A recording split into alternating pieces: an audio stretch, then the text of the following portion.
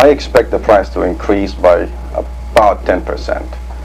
It's kind of interesting because you would expect that the Saudi Arabians would try to increase the price by no more than 10%.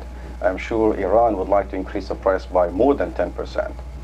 Saudi Arabia needs the U.S. to help it with the Arab-Israeli conflict, and as a result, they will try to make it somewhere close to 10%.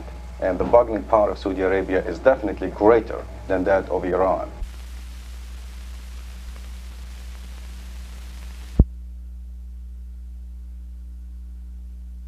Mm-hmm.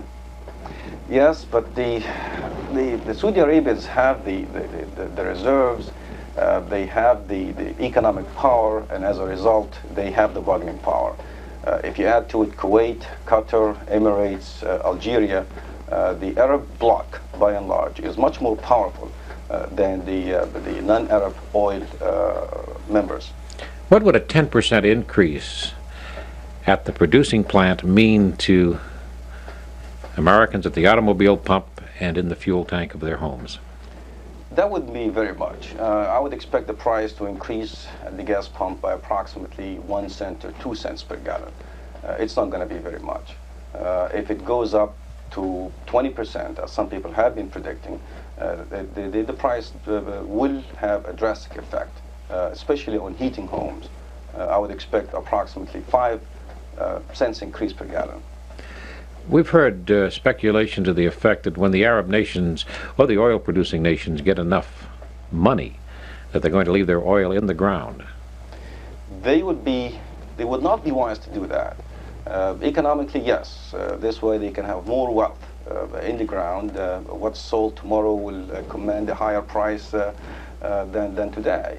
However, they have a role, they know it, they have to supply the oil-consuming countries with oil, and I don't think it is in their interest to strangle the Western economies by just cutting off the supply completely. Internationally known economist Paul Erdman has written a new book, The Crash of '79, and it deals with the investment of oil money in foreign countries, in Britain, in the United States. And these economies are greatly affected in the book. Of course, the book is fiction, but it is a very realistic fact that there is a great deal of oil money being invested in foreign countries. How is this going to affect our economy? Well, this book is kind of frightening because it depicts a picture that actually could happen.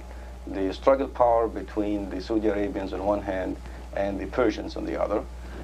The fact that some European banks have overextended their loans to customers that might declare bankruptcy pretty soon.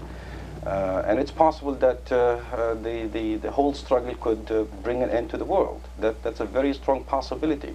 However, judging by what the OPEC countries have done so far, they are very prudent, they have very good economists working for them, and their policies have been very responsible, and they have taken recognition of the fact that they have to work very closely with central banks. Thus, the recycling of dollars has been very successful. So I do not see that happening. I disagree with the conclusion of that particular book, although it is interesting to read it.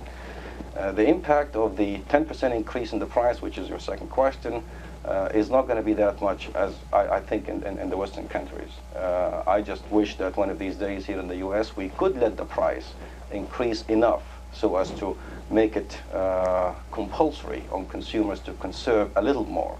We have done a pretty good job last year. It looks like we're not going to be doing as good of a job this year as we did last year, simply because people have forgotten already the oil crisis. We don't hear it anymore.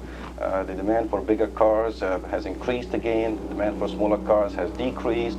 And as a result, the world demand is expected to increase by about 2.5 million barrels per day next year.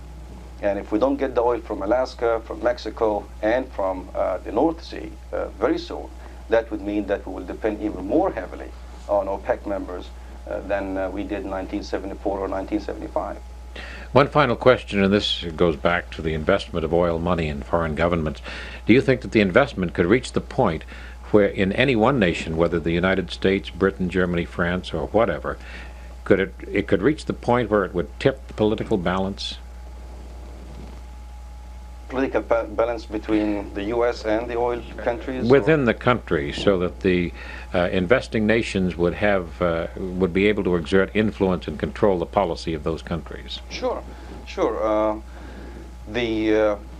The Saudi Arabians, for example, right now have about $25 billion surplus this year. I would expect that they might have maybe 30 next year.